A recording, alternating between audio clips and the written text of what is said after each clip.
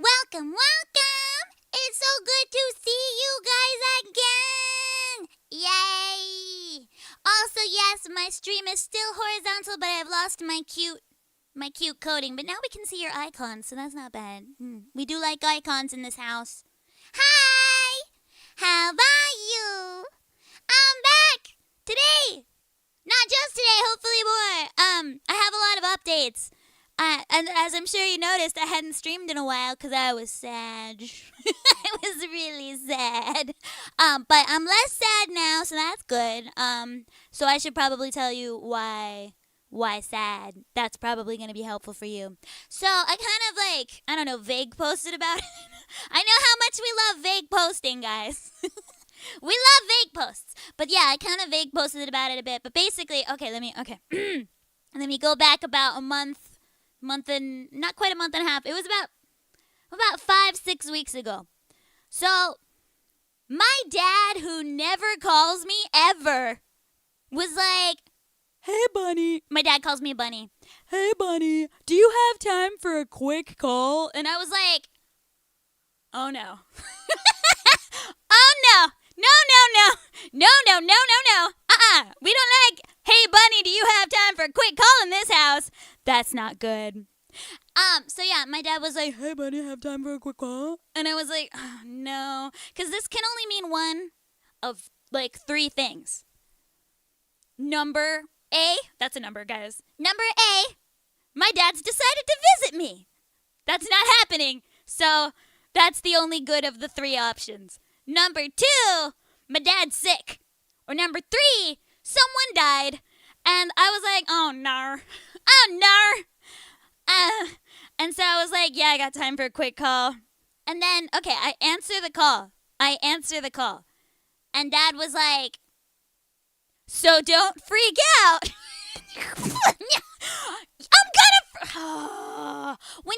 When your parent says, so don't freak out, but really? So yeah, I was like, oh, I'm gonna freak out for sure. Darn it. And then my dad's like, I have cancer. And I was like, oh, no. Of course you do. And now because things have happened in not bad ways, I can talk about it with some kind of levity. But at the time, I was like, oh, the world crashing down around me. Hello. How are you, world crashing down around me? Great. So my dad's all like, I don't want you to freak out, but it's kind of not a good cancer. And I'm like, A, are there good cancers? B, oh, nar. And my dad's like, so, funny story. And I was like, I bet it's not funny. Funny story. Because I'm vain, I decided to try Ozempic to see, if I could become super hot bod dad. And I was like, okay. And he's like, but I had a really bad reaction to it. And I was like, okay. And so he's like, yeah, I was like all dehydrated and vomiting. It was really bad. So I went to the hospital. And I was like, okay. And he's like, and then after we got everything done, they were like, hey, just cause it's been a year, do you want to do a CT scan for funsies? And my dad was like, that sounds like a great time. I would love a CT scan. And so they did a CT scan and he was like, yeah, so how was it? And they were like, so your pancreas, though, it got a blip. Probably fine, but, pancreas blips bad. And he's like, pancreas, huh? That can't be too bad. Darn it. By the way, while he's saying this, I am furiously Googling pancreatic cancer to my horror, because that's a bad one. And I was like, oh, no. And so I was like, what do you mean there's a blip on? What are you talking about? Hey, finish the story, Dad. So Dad's all like, yeah, so we got it biopsied. And, I was hoping it was just a benign tumor or I don't know, some weird kidney stone. But, yeah, it was cancer. And I was like, ah. And then my dad's like, but it's fine. We caught it early. And I'm like, okay. Again, I'm furiously Googling pancreatic cancer. And basically everything all that I'm reading is like, yeah, no coming back from this one. And I was like, oh, no. And then my dad's like, but we caught it early. I have 0 symptoms. I got a CT scan literally only a year ago, and there was nothing, so it can't be more than a year old. And so it's probably still T1 or T2. So it like if we just remove it, it'll be fine. And I'm like, define fine. Like, define it, please. And my dad's like, okay. So with this one, if it hasn't spread and you remove it, and the spleen, you're good, but you do have to take supplements for the rest of your life because you kind of do need those organs. And I was like, I assume you need most of them. And he's like, but it's okay. It's manageable. And I'm like, okay. And so, yeah, so basically my dad was like, we won't know the full picture. We don't know what stage it is. So we won't know the full picture until I get it taken out, and we've got that scheduled in a month. And that's why I disappeared for a month, is because I was like, I don't think I'm in a good mental place to stream until I know what's going on. And so, yeah, so my dad had the surgery a couple days ago, and he's like, Oh, there's no, like, internet in the hospital, so I guess I'll, like, email you from my phone. and I'm like, yes, please do. He's like, What's your email? And I'm like, you know my email. And I sent like all my emails. I'm like, send it to all of these emails. And like, yeah, he finished the surgery and he's like, I'm good. And then they got the results, the labs back, and it was, we don't know the stage, but it's T1N0. And just fun factoid about Lumin, I used to work for a cancer registry as data entry, so I actually have a pretty good idea what I'm looking at when I see cancer charts. And so I was like, we were probably stage 1. So we're fine. They took out his spleen because they were like, just to be safe, if, in case it happens to be stage 2, we'll take out the spleen because they're connected by a lymph node to the pancreas. So they took out about half his pancreas, the lymph node, and the spleen. So there's like, no way that sucker's getting anywhere else. And so we're all good. We're good. Dr. Lumin on the case. Data entry Lumin. Yeah, I worked data entry for a cancer registry for a while, and a lot of times they didn't write the stages, but you can actually calculate the stage from the T and the N numbers, and each cancer is different, and I didn't have a lot of experience with this particular one because almost all of the cancers that I dealt with were skin cancer, prostate cancer, breast cancer, or... yeah, just those 3 really. So I didn't have a lot of experience with this one, but generally if you're looking at an N0, you cannot be past stage 1. Like, you have to at least have N1 to be stage 2. So, like, if we're T1 N0, we're probably stage 1, really 1A, so we're okay. Yeah, very early. It probably just popped up, like, yo, I'm cancer. So, really, moral of the story is take Ozempic and have a bad reaction, I guess. So, all of you dads out there, if you want to get rid of your dad bod and have hot dad bod, I guess try a generation 1 of those things and have a bad reaction and see if you've got cancer. I guess. I don't know. But yeah, really lucky to have it caught. He does get like a CT scan every 2 years, but yeah, it was just the year in between, and they're like, why don't we do it? You got health insurance. So we're okay. He's gonna be recovering for like 6 to 8 weeks. He's currently on a liquid-only food diet, so lots of Domino's milkshakes are happening. Jelly, honestly. And now he'll move on to pudding and applesauce and stuff, so we should be fine. I was like, I really wanted to visit before the surgery. I was like, I will go and visit today. And my dad's like, no thanks. Do you hear this guy? He's like, nah, no thanks. What? He's like, I'm going to be kind of busy wrapping up work before, because I'm going to have to take like a month off of work. And I'm like, yeah, okay, but I want to see you before the surgery, you know, just in case. And he's like, nah, it's fine. And I'm like, it's not fine, Mom. And now I'm like, can I visit you now that you've had the surgery? And he's like, nah, my immune system's going to be kind of weak. And I'm like, I'll quarantine whatever you want. And he's like, no, it's okay. And I'm like, it's, parents. If any of you guys are parents, could you not be like this, please? Thank you. Don't be like this. How have I been? So while all of this cancer scare is happening, I'm also like prepping for this really big TV show. I'm prepping for like this little mini Germany tour.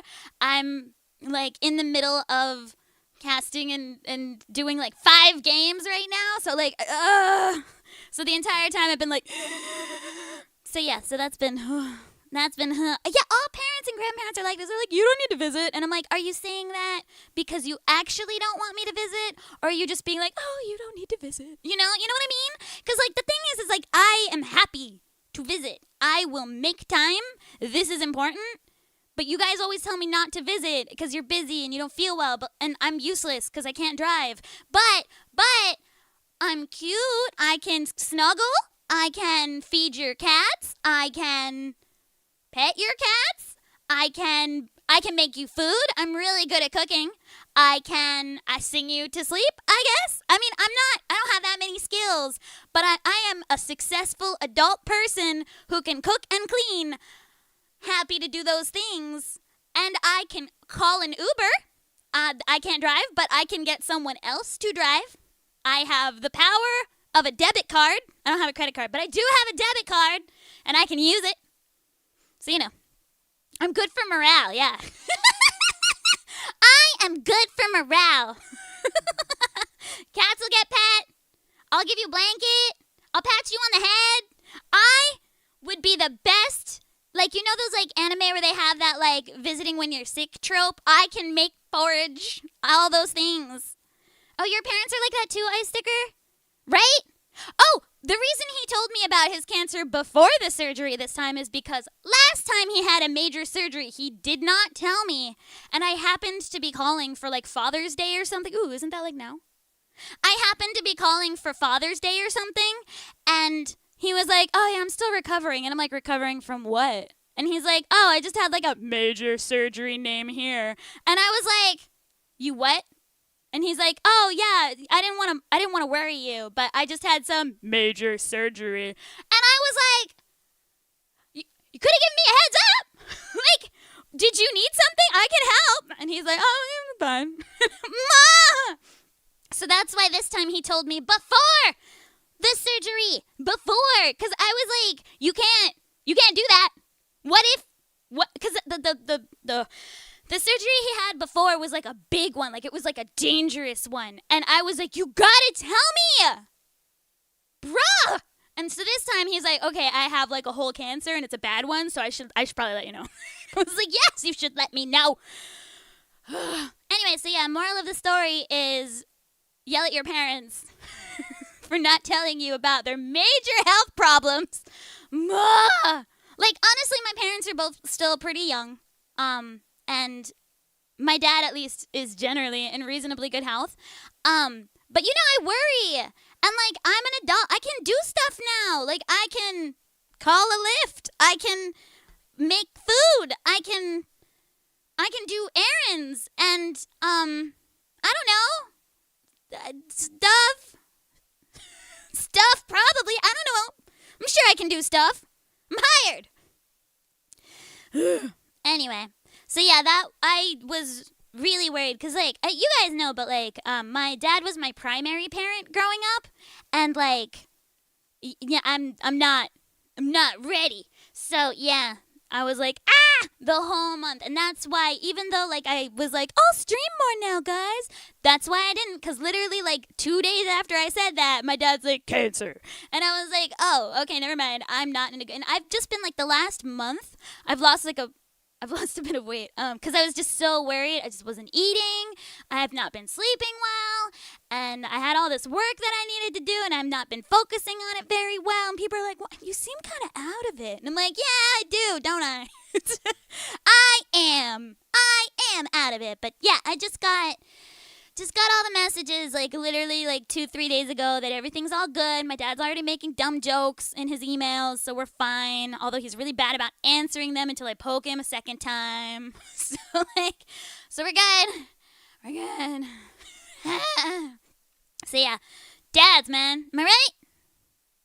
Also, I kind of see also why your dad does not want to tell you these things. Why?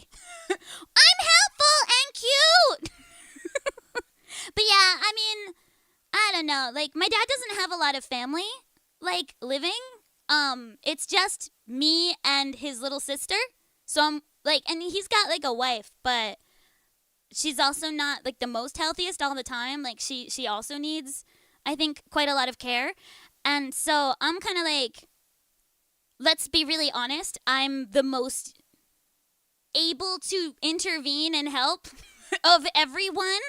Because my dad's little sister's like a year younger, and I also don't think is in the most best of health.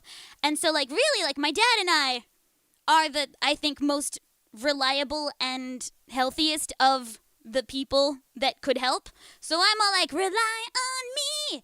I am an adult now. I'm not 12 anymore. I'm a whole adult. A whole one. Mostly, I'm very small, so maybe not a whole adult. I'm most of an adult.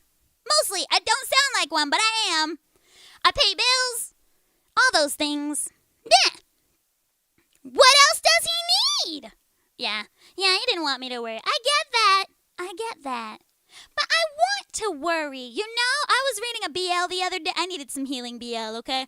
I was reading a BL the other day, and that's one of the things that, like, they were like, I didn't want to worry you, meow, meow, meow. I want you to see me at my coolest only. And then the other guy was like, I want to worry, because I love you! And I was like, BL, you understand me? I love you, BL. And that's the moral of the story, is that we should read BL and have better emotional maturity. Thanks to BL. I needed heal. I have read so much BL this month. I needed to be healed. Alright. Do I stream on Twitch? Nah, I don't stream on Twitch. I hear a lot of horror stories about Twitch, even though I'm a very clothed VTuber. Every once in a while, like, they just close somebody's channel for no reason. And, I mean, it's not like that doesn't happen on the YouTubes, but I feel like I hear way more Twitch horror stories than I do YouTube horror stories. I mean, I still don't have memberships open, so there's that. So there's that. But, you know. I'm afraid to ask how much did I read. I want to go with ungodly amounts of... I mostly just read Sasaki Miyano again. For like, I think it must have been my third time through. And then the one with Kagi and Hirano, I also read, the same author, side couple. Read all of that. There's a lot of that. And then Kimi ni wa Todokanai, I also read all 9 volumes that are out. They're all really long ones because I needed like long, slow burn story arcs, you know? The ones that would like... Because, like, most BL's really short. Like, it's, like, 1 or 2 volumes. So I went specifically for the long, many volume ones because I wouldn't have to think about anything else, you know? Yeah. All right. What's kick? I don't even know what that is. All right. Yeah, honestly, Twitch doesn't have a really good track record for VTubers. And I'm going to be honest, here in Japan, YouTube is the only platform for VTubers that matters. And I don't think that there are any other platforms that matter as far as VTubers go. Like, Twitch and YouTube are the only 2 that I've heard of that are even players in the game. And any other streaming platform I don't really think is made for VTubers. Alright. Can't guess the you get banned from Twitch run by... Oh. Yeah, I don't think that's my vibe. I don't know if people get banned to run by gambling is really my vibe. Yeah. Okay. Yeah, I'm thinking no.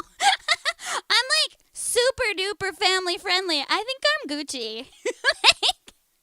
Oh, yeah, the TV show I did the other day, they were like trying to get me to say a bad word, and I was like, I don't say bad words. I do a lot, like... I work for Sanrio in Pokemon. I don't say bad words. I love work. Alright. Okay. Oh, gambling platform run by gamblers. I'm not that into like, I like my gacha games, sure. But I'm not, like, super into gambling. It's not my vibe. Like, I'm not gonna, like, be like, ew, you can't do that as long as you're, like, you know what you're doing and you're being responsible about it. Like, and it's like something you thought about, and it's like your one hobby, whatever. But like, yeah, gotcha's as far as I go, and even then, like, I'm mostly free to play. Like, I'm all but free to play for Nikkei. Like, every once in a while, I'll buy the battle pass for Nikkei or ZZZ or Genshin, but that's about as far as it goes for me. Like, I don't like. Yeah, ZZZ is the only game that I've actually dropped, like, actual, like, serious coin on. But that was for Alice. That was for me. For me. Yeah.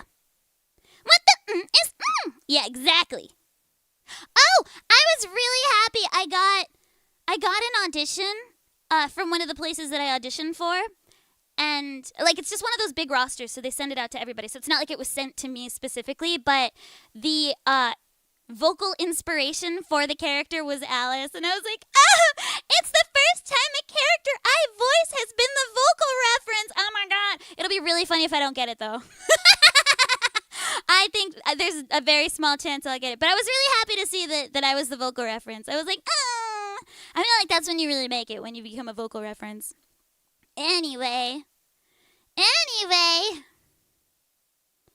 Nachos are more fun without paying. Yeah, because there's like a little pride in there. Yeah, you're like, I didn't even pay for this. I'm currently pulling on Lumin from Genshin. I wasn't going to pull on him, but then I realized my only, like, really strong ice character is Ayaka. And then I was like, I really like polearms recently. I've been really into them. Like, I've been using flints a lot. So I'm like, if I could have polearm flints, that would be really cool.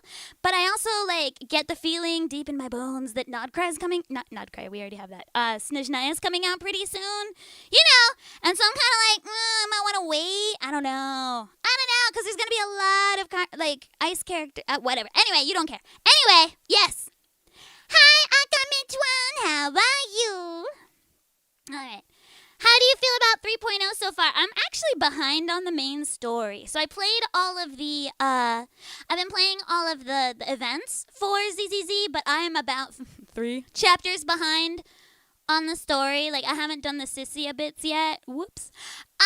So I was planning on catching up over the weekend, but then a friend of mine had really bad news about her marriage, and I prioritized, like, because it also involves her visa and stuff like that, so I was like, I'm gonna prioritize my friend, and so we talked about options.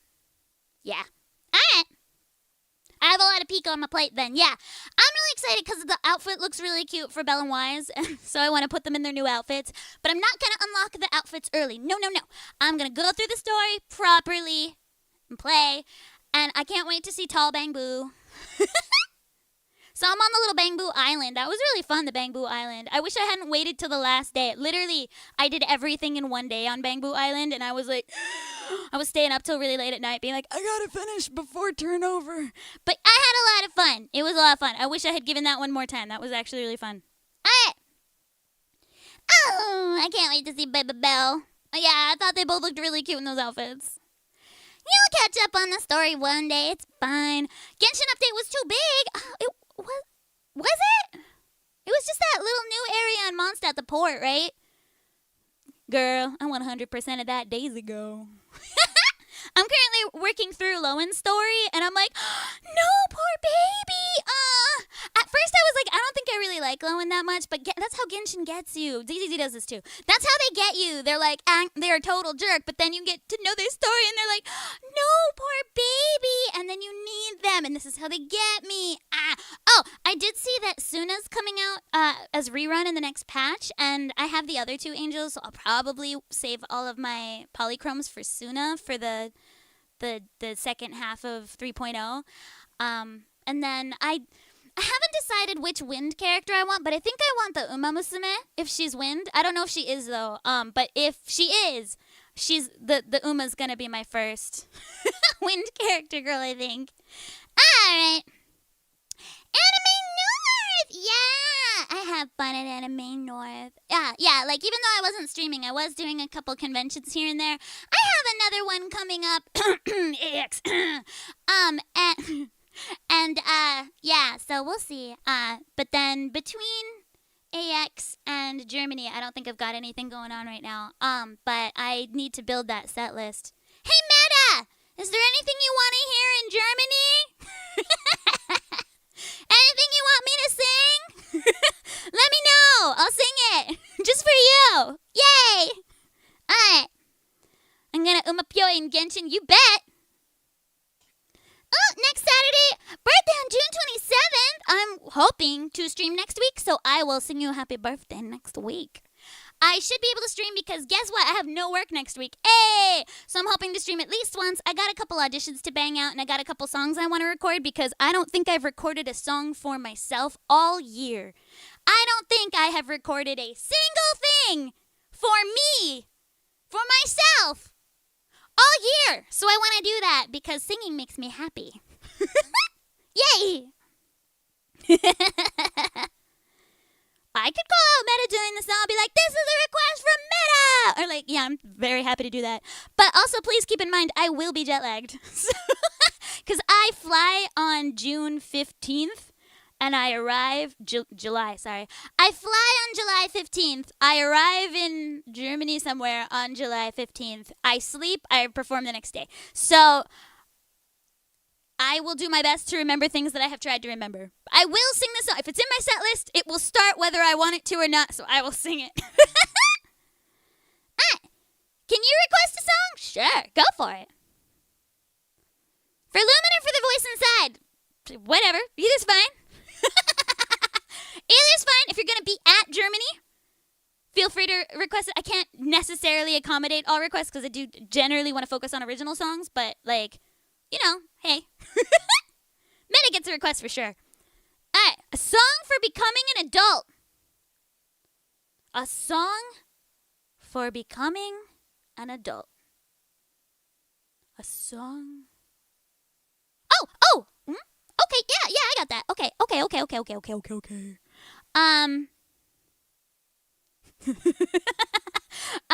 No, never mind. I'm not gonna do that.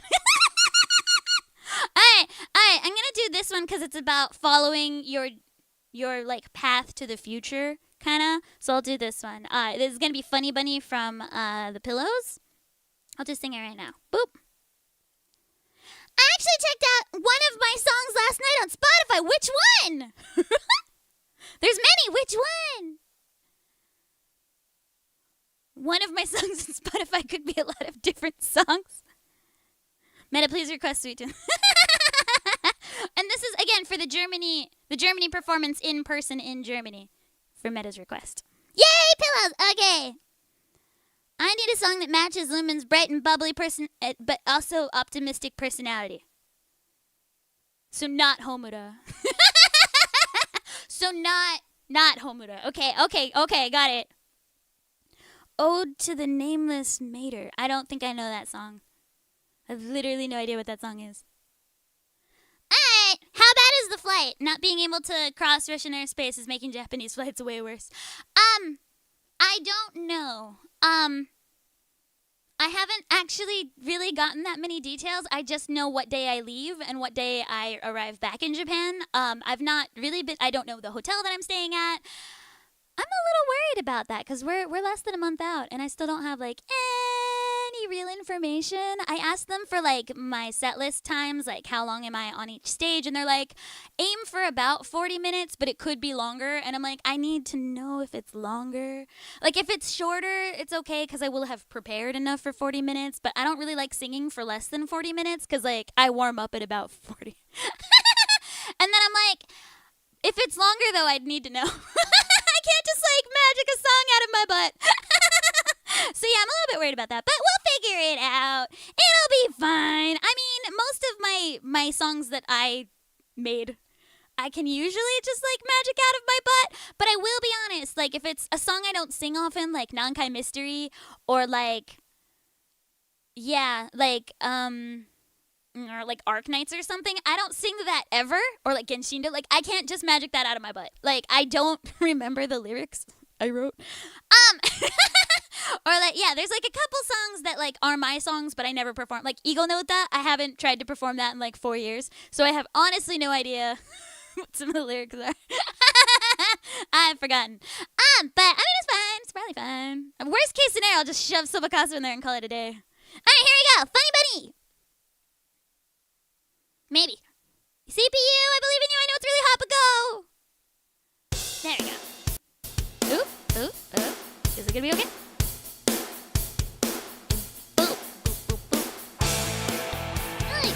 My volume's quiet today.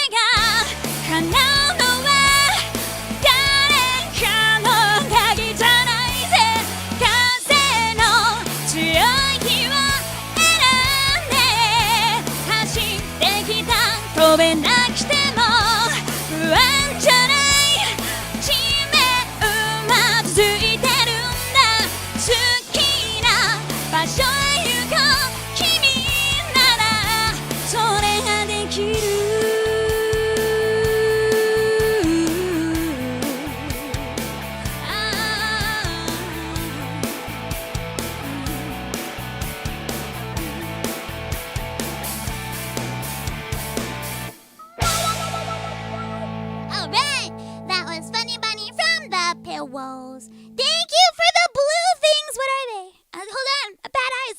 Gotta look real close. Blue starry skies. Thank you for the starry things. I missed my singing streams too. This TV show that I was preparing for also for about the last 3 weeks. So we taped it on Sunday, which was also the day I heard about my dad's surgery. So as you can probably tell, I was a mess. They took full advantage of the TV show took full advantage of the fact that I was a giant mess to ask very pointy questions at me, which is their job. It's not their fault. They're all really nice people. I would say this is the best TV show experience I have ever had. And I can't say what it is yet. It's not announced yet, but I think it went pretty well. But in any case, they knew that my dad's surgery was that day, and so they were so I can't tell you the premise of the TV show, but basically it's a really technically challenging singing type thing where you have to sing a lot of things, different things, really, really challengingly. And on one of the stages, I guess we can call it a stage. On one of the stages, they were like, "Oh, we heard that your dad is really sick and going through a major surgery. Do you have a something you want to say?" I was like, and they were like, please give your dad a cheer. And I said it in Japanese. I was like, "Papa, genki modashite ne," that kind of thing. And then they're like, "Now do it in English." And I was like, because the thing is that my dad doesn't speak Japanese, so it's not really to him if it's in Japanese, right? But then I think they noticed that I was "Oh yeah, okay, I could do that. Papa, I love you." Taking a, but then they're like, "Now do it in English," and I was like, "Oh no!" So I just fell apart in the middle of this really difficult TV show.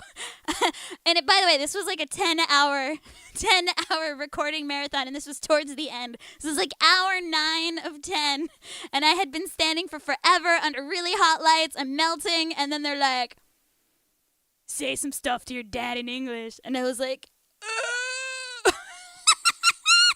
But yeah, other than that, great experience. It's not that was a bad experience. I was like, "Daddy, get well soon," that kind of thing. But it was hard. But yeah, so they took full advantage of the fact that I was emotionally just shattered. And they were like, "Tell us all your dreams for the future." And they were like, "Oh, but if you don't win, they might not come true." And I was like, and they're like, "What are your dreams for the future?" And I was like, "Oh, I really want to sing an anime opening because I've only ever done endings," which I'm very grateful for, but I also do want to do an opening sometime. And maybe voice a character who also sings, in the show canonically a, idol type character. And they're like, "Oh, but if you don't win, it might not happen." And I'm like, even if I do win, it might not happen. I was like, "Can I go?"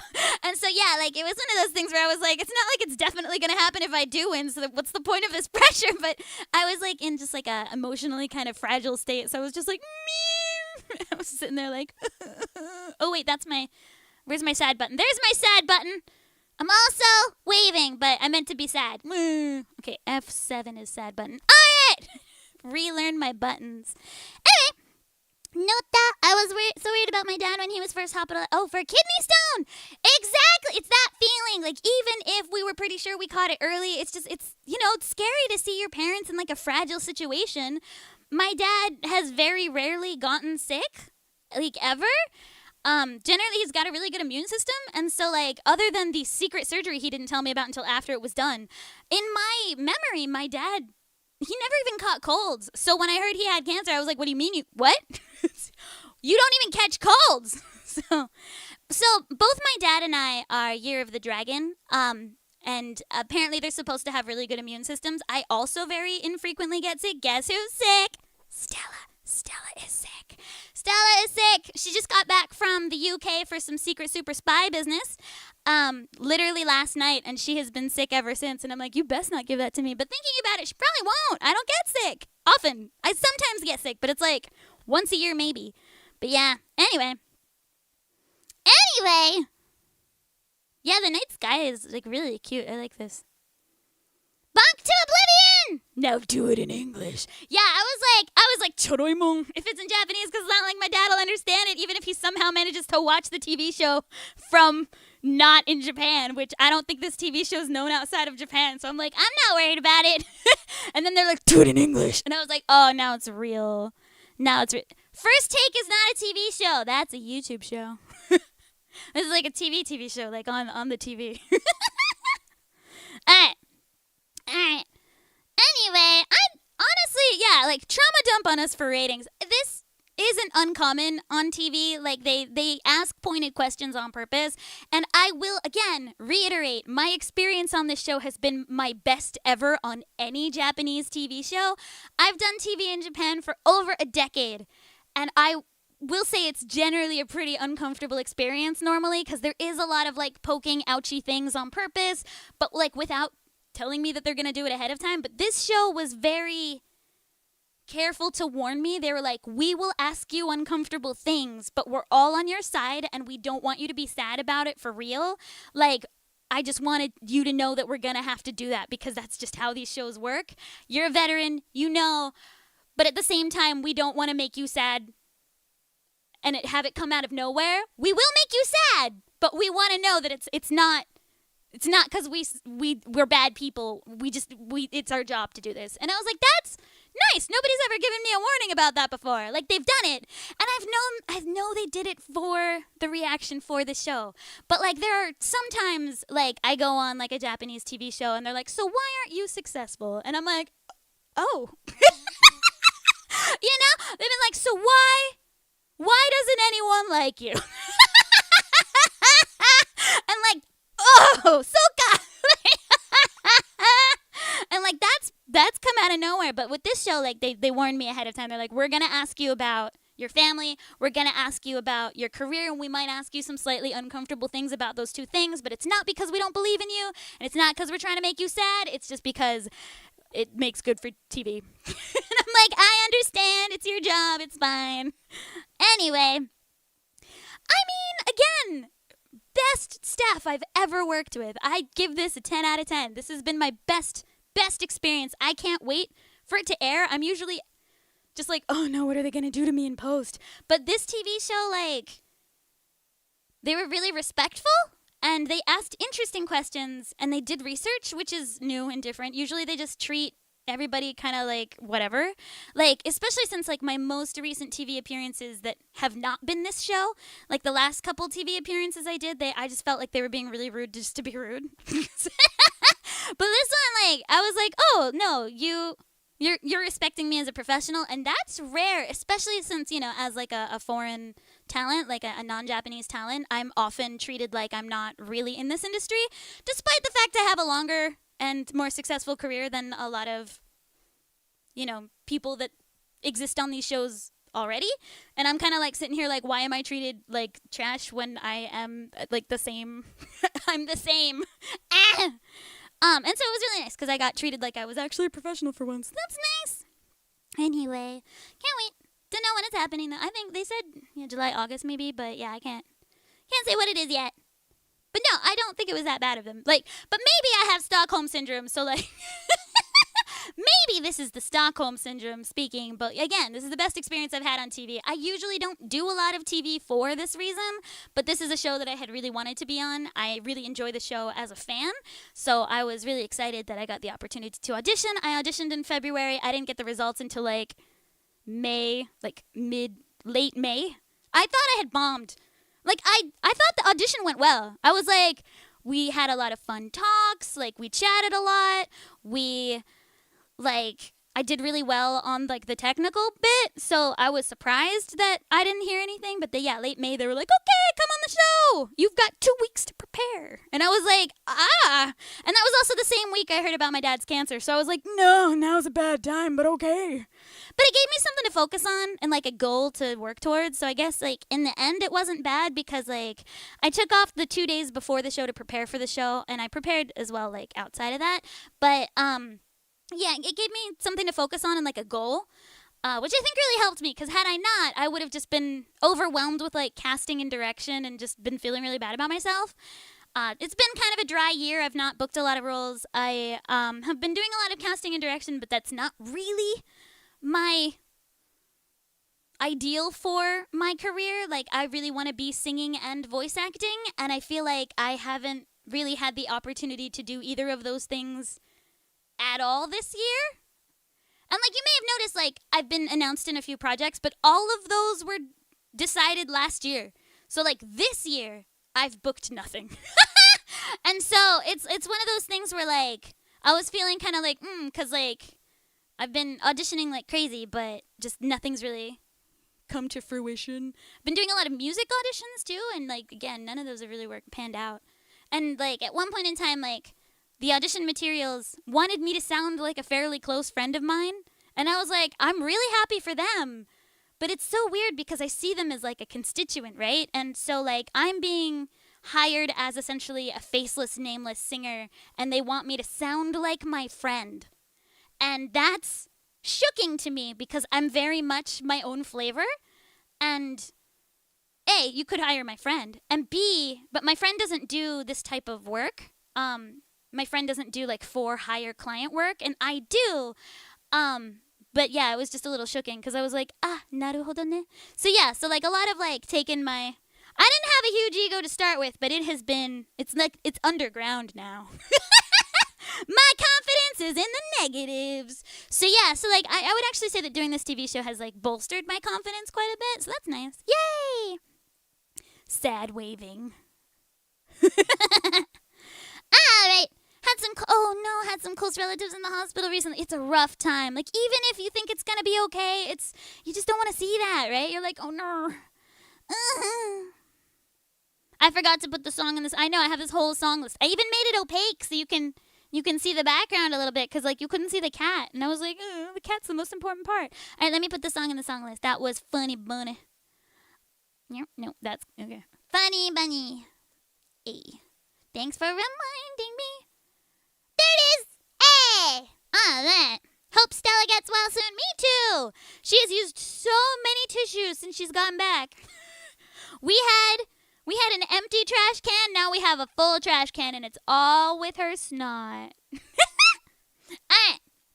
Alright. Yame Utsutsu by Lamp. I don't know who Lamp is. Lamp. Sounds like scab work. Oh, that's not the definition of scab. It's session work, I think is the term. So session musician. So session musician does client work for hire. Scab work is like a union thing. And the thing is that like unions in Japan don't work the same way as like say the unions in America, but it's just not, that's not how it works. But yeah, a scab is somebody who takes over for a union contract instead of it's messy. I think the correct term for this would be gig work or session work. So yeah, I take on gig and session work. So a gig economy would be like, say, an Uber driver, right? That's a gig economy. Also, people who like sing at hotels or like in lounges or clubs or bars, those are gig workers. I'm not a gig musician, but I do sometimes do session musician work. And this particular job was, they wanted a singing voice of a game character, because that character sings in-game, but the voiceover contracts did not cover singing / they didn't hire somebody who could sing for that character, and they wanted that person to sing in a different language. And in Japan, singing contracts and voiceover contracts are separate contracts, and singing is usually horrendously expensive. And so they wanted the character to have the same singing voice in all languages. So I was being looked at to be hired as the English / Japanese singing voice of this character, but not as the voice actor. I did say, oh, hey, if you're interested in me as the voice actor, I'm open, but I don't know if they've already cast this character or not. Usually the music is done earlier, so I put my hat in there to see if they were interested in having me do at least like the English version of the character, but who knows? It might be being cast by a separate company, because the music and the voiceover casting is also usually a separate casting agent. So my casting agent casts a bunch of different games for a bunch of different clients, but they have nothing to do with voiceover. But if the client notices that I'm also a voice actor, they might recommend to whoever's doing the casting of the voiceover to the game that I be auditioned for this voice, for the voice of this character for speaking. But I don't know who's doing the voiceover. The voiceover could be Union. And I am, but I don't know what country. Like, it could be the UK. It could be the US. It could be somewhere else. It's not Japan because I haven't seen it. But, a lot of these games actually have UK casts, and I don't work in the UK. So it's one of those things where, I don't know who's doing it. So Ichio said that I could do it, but I don't know who's casting this game. And it could be, a studio I'm not on the roster of. If it's Sound Cadence or something, I am on their roster. But if it's Bang Zoom, I don't think they know who I am. So it's one of those things where I don't know who's doing it. Or if it's Cup of Tea, I don't think I'm on their roster either. I emailed them, but I don't know if they saw it. But yeah, so it's just one of those things where I don't know who's handling that. But at least as far as the music is concerned, that's session work. And I do take some session work. My work for Pokemon is session work specifically. And a lot of my work for Disney is session work. So I'm or Taiko no Tatsujin, the drum game in the arcades in Japan. I've done a couple songs for them as well. So that's session work, not scab. That's a different thing. Different thing! Not a scab. Alright. Does this TV show thing count as a stable job? No, it was a one-off. So they invited me to compete. It's like a competition show. They invited me to compete. It's a one episode thing.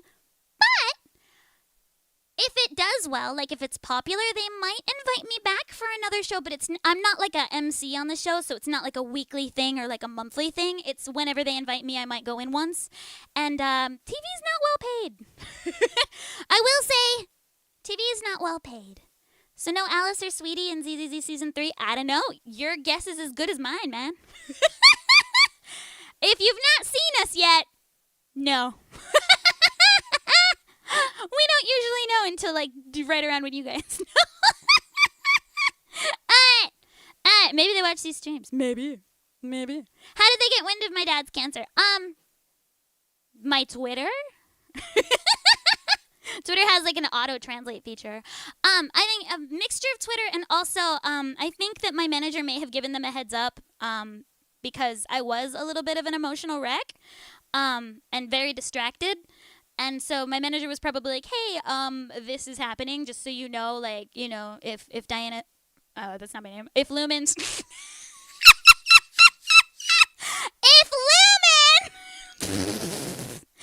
Lumin seems kind of off, that's why.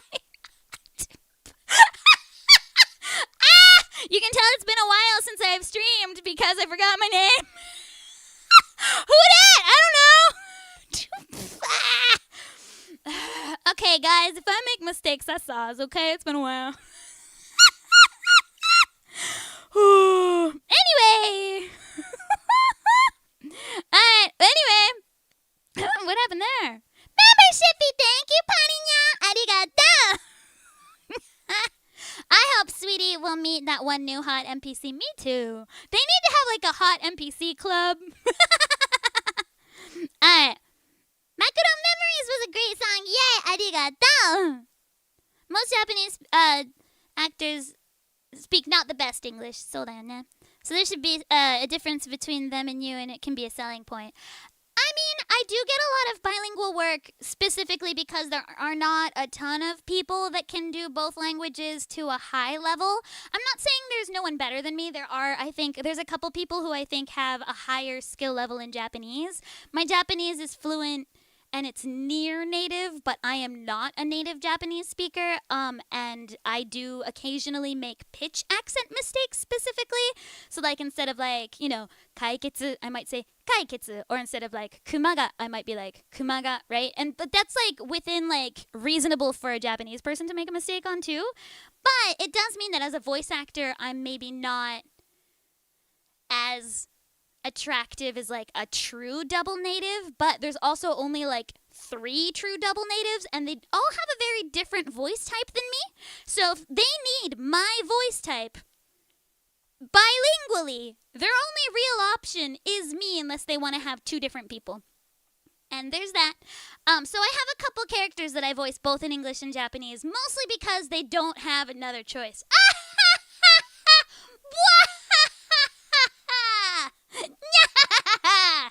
And also, if they want them to sing, because that's the real crux of the matter. If the character has to speak English natively, Japanese natively or close to natively, and they have to sing, like, really well, this is me, bro. Because the other couple bilingual people that have similar-ish voices are not as strong of a singer as I am. So, oh, wow, Pink! Thank you! Arigato! Thank you. Hee hee. Alright, hold on. Let me get through these messages. Bot tier musician. Nani sore? Alright. Who? Who? Thank you, unoriginal-chan. Arigato. Hold on, I gotta make it bigger to see your whole name. Unoriginal one, thank you. Had to make it bigger. Cornering the market on bilingual people who sing stupidly well. Thank you, singing ability. I appreciate you. But yeah, I think there's also like something to be said for the fact that like broadcast Japanese is kind of like broadcast British English in that accent doesn't actually exist as is in real life. Like there's like a special G that Tokyo does, the ng instead of ga. And if you train to be a voice actor in Japan, you have to have that accent.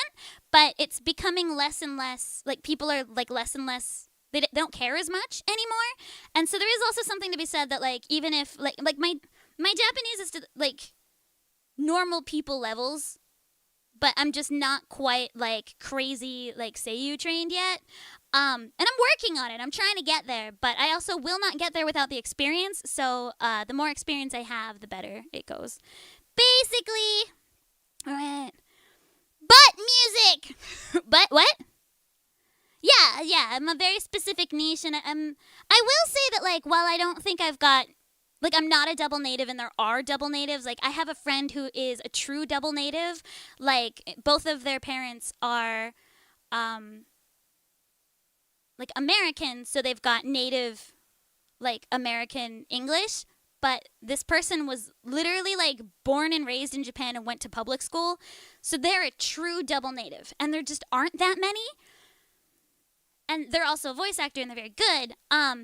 So, like, there are people, I think, suited to do the same things that I do, and it's not a competition. The more of us there are, the more roles like that will continue to appear and exist as that becomes something you can do. So my plan has always been to be a visible part of the industry so that people that are even better than me can more easily get in and shine. Because, like, you need somebody to, like, break down those walls, right? And I'm in a pretty good position to break down those walls because I do have that corner market on singing, bilingual, and voice actor. That's just not, no one else has all of those things, and I cast and direct, right? And so, like, I'm the only one that does all of those things simultaneously, so I'm able to break those walls so that people that are more specialized, like people that are better at the language part of it, or like people that are better at the, you know, maybe casting part of it, can more easily get in quicker so that they can make an impact faster, so that becomes like, you know, it's just like breaking down all the walls in history before. Like, it's just, you got to have somebody that has enough smash power to get through it, and then the people that come in after make it bigger. And I have managed to get like a little pinprick into the wall, and now I need people who are even better at the you know, the true double natives. I need true, like, you know, superstar power people to now come and make the hole bigger for me. And then we can all get the jobs. Yay! That's the plan. That feeling when you're the only one qualified. I think there are people that are reasonably good at singing that are true double natives, but the question is, like, if they need like a crazy good singer, I'm currently the only one, because there's like, I would say, like, off the top of my head, there are people that are more true double natives than I am, but they're all just like okay singers. So if they need something crazy, then yeah. But I will say that most people don't need something crazy when it comes to singing. Most people are fine with just okay singing. So there is that. there's that, though. Alright, going down. Just imagine the window. Ojo sama love. Oh! Exactly. I did that in my audition for something, and I hope that's not a deal breaker. What bilingual game do you think you care the most about? Meow? I'm not sure if I understand the question. There's so many bilingual games. Like, what do you mean? Like, that I'm in, or that, like, that I want to be hired on? I don't know. Alright.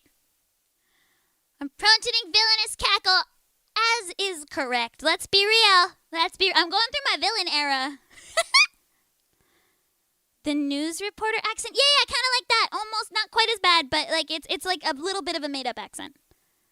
Yeah, I think Wua likes a lot of accents. I don't think they don't cast in Americans usually. They almost exclusively cast not Americans. Yeah, I like the transcontinental. Yeah, it's called the transatlantic. So, the transatlantic is a bit like this. And it's nice because it's nothing in particular. But they gave it up. They had it up until about, like, if you even look at, like, old 90s shows, the older people on those shows had a transatlantic. Like, I was watching a lot of really bad design shows. There's one called, like, Designing Sense or something like that. It was like some budget design show. It's so bad. Everything's so bad on it. But the host of that show had a transatlantic, and I was like, oh, fancy. But she was a little older. But they stopped training people for it in like the 70s, 80s. So nobody has it anymore. But the older actors in like the 90s still had it. So if you watch like really old shows, every once in a while, you get a transatlantic person coming in. And it's like, ooh. Yeah. No accents unless you make it part of your brand, but in Japan you have to turn it on and off. I would say America's like significantly chiller about accents because like a lot of people have a slight accent and they don't make you squish it, which is, I think, nice and representative. But in Japan, it gets squished. And if you make one mistake, they like judge you really harshly, and especially since I'm very foreign presenting, they're all like, oh, it's because you're a foreigner. And I'm like, maybe it's because I learned Japanese in Kansai, huh? Maybe it's because the first place I lived in Japan was freaking Kochi. Like, Mom, did you think it was maybe not foreignness and more because it was Tosaben? Have you heard Tosaben? It cray-cray. And my friend who was like raised in Japan has the same issue because that friend was raised in Aomori to have Tsugaru-ben there. It's cray-cray. Tsugaru-ben doesn't even sound like Japanese. And, like, they're all like, because you're foreign. And, like, they're like, it's because Tsugaru-ben. My Japanese is better than my English. So, yeah, it's one of those. Have I ever gone to one of those Seiyu schools? No, because wrong visa. Visa issues. I could if I was on a different visa, but because I'm on an entertainment visa, I cannot do schooly things. I've thought about it, but A, it's a lot of time. B, I need to work enough to make my visa go whoosh. And C, I'm getting jobs, so maybe not as much right now, but, you know, and timing, meow. Meow. Timing, meow. Anyway. Oh, no, that's good. That's an interesting question. I occasionally hear Russian. Yeah. Well, the thing is, there's even a Russian voice actor, Genya. She could do it. She has, okay. As far as I know, Genya has auditioned for every single Russian female role since Durarara. And she's only booked like one of them. Because the thing is like, she's native in Russian. She's lived in Japan for like 25 years and is similar to me in that she's native level Japanese, but occasionally might make a mistake.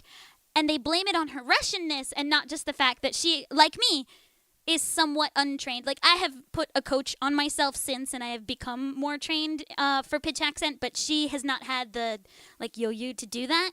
So we are judged more harshly. And so she has not managed to book almost any of these roles, despite the fact the Russian is like an integral part of the role and her Japanese is not an issue. Because she has worked, like she's in Akiba Maid Wars as the Russian. She's in Yankoi as a Russian cat. She's in another anime, something or another, like she's been booked fairly recently. Like it was weird because she was like, the second I hit 45, Gyakuni started getting booked a lot more, and I was like, that is weird. But like it's one of those things where like Russian is actually pretty common in Japanese anime, and she never got it. She's in Girls in Panzer, but as the older sister, so the one with less lines, and they'll always favor somebody who's like, yeah, I took Russian in college. Or like they did ballet, so they like went to Russia for 2 weeks in their ballet training or something like that. And they'll almost always favor one of those girls instead. I'm like, sure, but it's like a little bit like, but we had somebody for that. And they do it for English as well. There's like a lot of roles that require what they swear up, down, and sideways is native level English. And then they don't, there's like a lot of like, exchange student characters that are supposed to speak with like an accent, and so they put on a fake foreign accent, and I'm like, hey, if you wanted an accent, like, bruh, at least get like a foreigner to do it. Come on. And yeah, it's a bit of an issue, but I mean, I would say that the West was like this up until about like 15 years ago, and so Japan's not there yet. They'll get there. They'll get there. They'll get there. I believe in Japan. We'll get there. We'll get there. But yeah, if you had to choose a seiyuu, would you choose a more popular and talented one, or would you speak natural Russian? I would choose one that speaks natural Russian and is talented. We have Genya. I think popularity, okay, so when it comes, and maybe I'm just jaded, but when it comes to popularity, most of the popularity just comes from you got lucky and you got a role that happened to be popular. Like a lot of people with zero experience who aren't actually that seasoned, I'm gonna say, like, it's not that they're not talented. Everybody's talented, but it's like they're not there yet, but they get really lucky with a role that suits them really well super early on in their career, and maybe they weren't quite ready for a main role, but as they do that role, they start fitting into it, and then they explode, right? So a lot of times popularity just comes from you got the right role at the right time. But, that's great. So I don't care about popularity personally unless I need it for, like, promotion of the title. Like, if I'm casting and I need somebody popular for the main role so that people will look at the title, I'll maybe look at popularity. But otherwise, I'm going to go for the person who fits the role the best. And if the role requires that you speak native level Russian and that you should believe the person that speaks Russian actually speaks Russian, I'll go for the Russian person. If they are also a talented actor, because they do need to be a good actor. So I will go with who's got the ability to do the role and who's authentic as much as possible. But if they're authentic but don't have the acting ability, I won't go for them. I'll be like, I either need to find somebody else who is, or unfortunately have to go for the person who's slightly less authentic because they're a better actor. But if I think they might get there, I'd rather go for the person who suits the role. So, yeah. Anyway, it's a difficult question. Casting's hard. Casting is hard, but I tend to go for as authentic as possible casting. So, anyway. Spearheading bilingual VA change. And it bugs me when it's a predominantly foreign speak. Like, if it's like one or two lines throughout the entire series, whatever. But if it's like, if the point of the character is that they're supposed to be foreign, maybe we could look at some foreign voice actors. It's not like we're not here. We're here, guys. We're reasonable. We're here. We know how to work. We work in Japan. Like, oh well. Anyway, yeah, and then they just disappear after the project's gone. Be in a hurry. Yeah, I'll stick around. What? All right, 100 points to music and fiction. 100 points. They were not a fan of Rez's Russian. Yeah. You'll notice it's like the same, like, 2-3 Japanese girls that do all the Russian. And yeah, one of them's like a ballerina. The other two took Russian in college.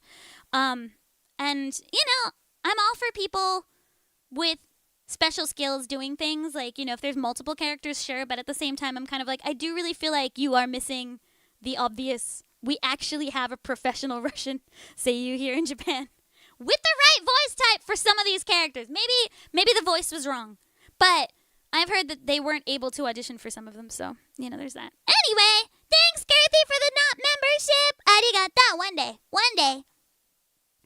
Yeah, like when Free actual Australians. Thank you, free. Actual real Australians. We've got some. We're very close to Australia. I've been watching Bondi Rescue recently. Ew. Everybody's name ends with O. They got Beardo, Jethro. Like, there was, like, something else O. I was like, ooh, Australia's fun. Can you make your Japanese sound worse? Do you know how often I am asked that? Every single commercial I do, they're like, they want what's called katakoto. And so I learned Japanese. I worked really hard to sound as not foreign as possible. And then they were like, yeah, we're never going to hire a foreigner for like a natural Japanese sound. But then when you try and do something in Japanese, they're like, it's wrong. And I'm like, you didn't want it. Anyway, they asked for katakoto. So they want like, you know, what's a good example? Like, Boruto! Like that kind of thing for like, Boruto. Like the soap. And instead of like being like, Boruto, they want like, Boruto! Or like, Naruto! Like that kind of thing. And they always want that voice. Or like the, hey, yeah, Docomo! Like that's what they want, yeah. It's like, hey, yeah, family! And I'm like, why? I could say this right. Can you reduce your jail? And then like, yeah, then the country's like, you don't speak Japanese good enough, bye. And I'm like, no, you made me do this! Anyway, yeah, really emphasize. They always want like a weird voice like this. Okay, I ran an audition for a game that I'm casting in Japanese right now, and because all the characters are really foreign presenting, because it's, you know, a Western game, everybody put on this like awful voice, and they're like, Sano koto naiwa, and I'm like, we don't want weird voice. We wanted anime voice, like, you know. Why are we doing this? And I talked to my Japanese seiyuu friend, and she's like, oh, because they look really Western. And that's what Westerners sound like. And I was like, what? And if you watch like Japanese news and stuff like that, every time they dub over like this like cute girly pop like Harajuku girl who like her natural voice is like mine, and it's like meow meow meow, they'll always like be like, Sono koto nai wa. And I'm like, that's not what we sound like. Ma. Neither Stella or I sound anything like that, Ma. But yeah, like they just decided that they were all gonna have to have foreign voice. And so like, yeah, like honestly, it's pretty rough because like it's a lot of people it's like fukikae voice, and so like they put on a voice for Western presenting characters, and like this game's got like an anime style, and I'm like, that's rude. It's rude. We wanted cute voices. Like we were looking for like yatta, like that kind of thing, and then we got like a yatta desu wa. I was like, nani kore, yada, minna madam jan. It was kind of, yeah, like it's Japan will get there. Like I just think of Japan as being in the 80s a lot of the time. I'm just like, we're not there yet. We'll get there. I'm gonna try and help by being here and being cute. I'll do my best. But yeah. Alright, more singing. Oh yeah, Romans and cartoons always have a British accent, and I'm like, why? Should they not be Italian? Anyway, yeah, it's Lumin! I did not forget my password today. I've written it down. Japan has been stuck in the 80s for at least 40, but I feel like they were ahead of the curve in like the bubble era. They were like moon technology, and then they just kind of like stopped there for a while. But we'll get there. Are we past the days of pata pata? Never. We're never past pata pata. That's also 90s. Anyway. Okay, so we're gonna sing this now, probably. Oh no, I'm hungry. I just had like a giant. Okay, cause I was so worried I wasn't really eating that much, and then like, now I'm relieved, so I'm really hungry all the time. No, I had a really big breakfast and I had a really big lunch. I'm okay. No. Okay. Anyway, here we go. I'm singing this now. Wait, how does this song go? ちょっと待って. Okay. 素晴らしき世界に今日も乾杯待ちににゃにゃにゃにゃにゃにゃにゃにゃにゃにゃ I'm gonna try it again. Whoops. 素晴らしき世界に今日も乾杯街に飛び交う笑い声も見てみそうだクラクラするほどのいい声がツンと刺した鼻の奥目を覚ます本能のまま今日は誰の番この世界で何ができるのか僕には何ができるのかただその角度なんでから涙これをしないように姉が未来に何度でもずっと食らいつくこの間違いだらけの世界の中君には笑っていたいからもう誰も傷つけない強く強くなりたいんだよ僕のもにゃにゃにゃほらWait. Music's too loud? Hold on. I messed around with some stuff. And I guess I messed around wrong. Give me a second! Chottomachi! Nya. Oh! Hello, Gain. You're very quiet. Hello. Bonjour! Yeah! Bonjour! Oh, there we go. Okay. Alright. この辺かな? Oh, yeah, that does sound a lot better in my life. Let me try that. Okay. Yeah. Okay, here we are.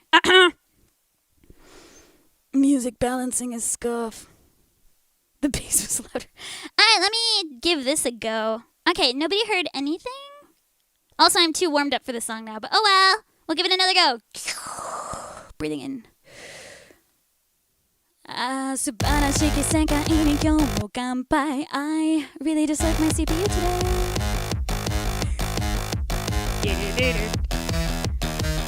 もうさ Here we go. 気が触れそうだクラクラするほどのいい声がツンと刺した鼻の奥目を覚ます本能のまま今日は誰の番だこの世界で何ができるのか僕には何ができるのかただそのマクドなんでから涙こぼれ落ちないように姉が未来に何度でもずっと食らい尽くすこの間違いだらけの世界の中君には笑ってほしいからもう誰も傷つけない強く強くなりたいんだよ僕が僕でいられるように Remember when we were gonna, get a new laptop? Weird, what happened? What? 素晴らしき世界は今日も安泰街に渦巻く悪い話も知らないふりして目をそらした正気の沙汰じゃないな真面目に着飾った帽子鳴らす足音が弾む行く先は消えない味が染みついている裏側の世界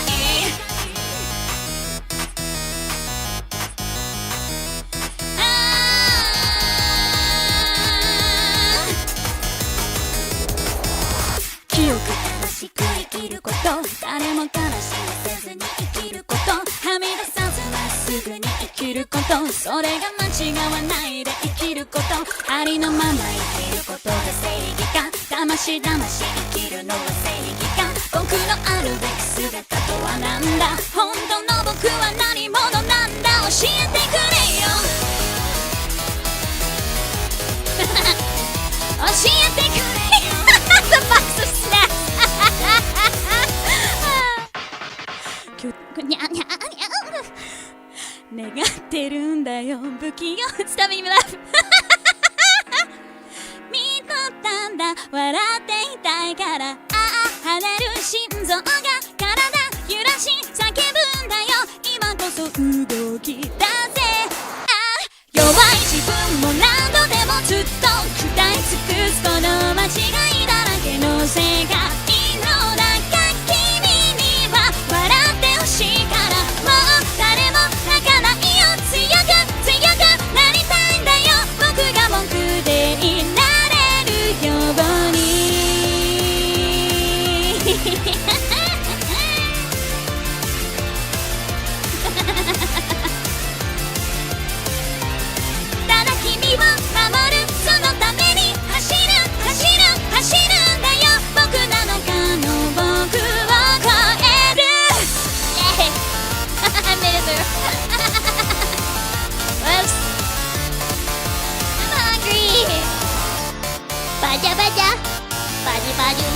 Whoops. Well, you know what? I feel like after like 3 restarts, like, もう仕方ない。仕方ないわ。We'll just have to go with it. Alright, that was maybe 怪物. Not really, but kind of. Mostly 怪物. Now my tummy says goo. Now my tummy says goo, but I had a really big breakfast and a really big lunch. So no. Thank you. Sorry it's so scuffy. Oh well. I realized that now that it's been over 2 hours since over an hour since I started my stream, my voice is too warmed up for those low songs now. So, oops. Oh well. I just had that queued up for a while, so I thought I'd go for it. Anyway, Arthur has a crush on Santa? What? We talking about fate. Are we talking about fate right now? Everyone's Arthur as far as I can tell. Everyone. Everyone's Saber. Narrow Saber, Arthur Saber. Everyone's Saber. It's like Kingdom Hearts, how everyone's Sora. Alright, how's my new CPU plan? Well, they got really expensive, and I need to look at my finances, cause like, you know, I'm a little bit, Anyway, oh, I am going for permanent residency though. My agency is helping me get all the things together, so I don't think we'll quite get it in this month, but it should be the beginning of July. So we'll see how it goes. I'm getting currently all of the documents together. I've got like next week to run around and get them all. And gotta pay bazillions of monies in taxes, cause my taxes just came like 2 days ago. I'll get there. We're fine. But yeah, I want to get that started before I go look at CPU prices, because right now I'm all like, yeah, I can afford it. But who knows how I feel after I'll pay all my millions of taxes? My taxes are so high. Alright. Thank you for CPU snack fund. CPU snack. Yeah, I'm hoping the residency goes through. Because then I won't have to worry about it quite as much. Yay. Yay. How about getting this one cleaned? Yeah, that was also a plan. There's even one down the road. I could walk it on over. It's right there. I can almost see it from my house. It's next to the vending machine that has Dr. Pepper. Vending machine that has Dr. Pepper. There's a closer vending machine that has little cans of Dr. Pepper, but it's always sold out because it's near like a kid's sports club, and I guess their parents are like, you just did sports, have some soda. Seems counterintuitive. But yeah, there's one that has like bottles, like plastic bottles of Dr. Pepper a little further down the road, and that's right next to the computer shop. Yeah. What anime do you recommend for interesting accent? Oh, so there was an anime about tanuki in Kyoto. Something or another kazoku. あれ? 何でしたっけ? Anyway, they all had really interesting Kyoto accents, so it was good. Okay, look up tanuki, Kyoto, something kazoku. It should show up. Maybe I can look it up. Hold on. I could just Google it myself. It's not like I'm not on a computer as we speak. なんとか家族. Kyoto, tanuki. They're like a tanuki family. There it is. It's called the Eccentric Family. There you are. Yay! Uchoten Kazoku. There we go. It was interesting. I learned a lot about tanuki and Kyoto tanuki. Good stuff. Yeah! Yeah! Good stuff. And fun Kyoto ben. Otherwise, there's, no, Barakuman. Yeah, Barakuman also has interesting weird island accent, so there's that. They're off the coast of somewhere or another, and they have an accent. And if you are interested in Shikoku accents, there's also, it involves a tanuki. It's this guy, he moves to, I think it's Kagawa, which is near Kochi, and Tokushima. And something about udon. Udon. It's like tanuki. There's a udon. There's a little tanuki kid. He takes care of the kid. That's a tanuki that makes udon. He's also a designer or something. I don't know. It's good. Watch it. It's so unhelpful. So unhelpful. I'm sorry. Oh, yeah. You can get Tsugaruben for Grandpa and Grandma Turn Young Again. There's Tsugaruben. Yeah, Banakamon. It's really good. Goto. Yeah. It had a milk tub opening. Yeah. All right. All of those. Like, I honestly, like, it's nice to hear accents, but, like, I am not a good person to say if they're accurate or not. I assume, like, the big ones, they'll be accurate, but there's also times that I have friends from that area that are like, this is a fake accent. Like, it's just like, ugh, it's bad. So, like, I'm not the right person to ask if the accent's authentic or not, because, like, again, I'm super fluent in Japanese, but I'm not native, and I'm not from those areas. I can actually tell if Tosaben's off sometimes, and almost nobody speaks it. So, but like Tosaben is like a really specific accent, and it shows up quite frequently because Sakamoto Ryoma is from Tosa, and a lot of times they'll have him like appear on a show, and they'll give him like super like stereotypical Tosaben, but it's not necessarily like natural Tosaben. So I've heard it wrong a few times, but I can't tell unless it's one of the areas I learned Japanese in. So like I can sometimes tell Tosaben, and I can sometimes tell some Kansai bands, but like the Kansai band, there's a lot of different little ones, and the Kansai band that I have as my base is Hyogo. It's like Kobe. And so that's different from like say Amagasaki or like Kyoto or like Nara or Osaka. Those are all different Kansai bands. And so I can't tell, like I know it's different from mine, but I don't know if it's like Ari or not, you know? Yeah. Yeah. So who knows? Leon off Kaiden Otaku-thon. I don't know if I'm doing either of those. I haven't figured that out yet. Oh, English dub accent. Oh. I don't have access to English dubs, bro. That is something I feel like a lot of people are not aware of. Even if the English accent is available, it's not necessarily available in the region I live in. So, for instance, like, let's take Kill Blue as an example. That's a recent anime. It's on Netflix. And I have access to subtitles in, like, 9 languages. But the only version available here in Japan is the Japanese version. So, I do not have access to the English dub, even though the subtitles are based off of the English dub. You know what I mean? And so there's that. Yeah, I think that's something, like, you have to think about, like, the fact that, like, the dubs are bought out per region, and if you live in Japan, the Japanese version's definitely available, but the English version might not be available, because why would they sell the English version to Japan when, like, literally, like, less than 1% of the population of Japan wants to listen to an English dub of something that originated in Japanese? And, like, to be really frank, I speak Japanese, why would I listen to the English dub?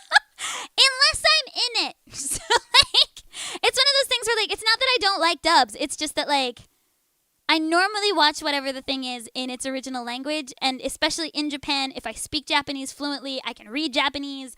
I'm probably going to watch it in Japanese with Japanese CC subtitles. Sometimes if it's, like, really difficult, like, you know, a lot of medical terminology or something like that, I might watch it. Like, Hataraku Saibo is a little too hard for me in Japanese because I don't know what it's talking about in English, but at least I can look it up more easily because I'm like, is that just me not knowing, or is that like a medical term? So if it's got like medical terms in it, I'll watch it with like English subtitles because I don't know what those are.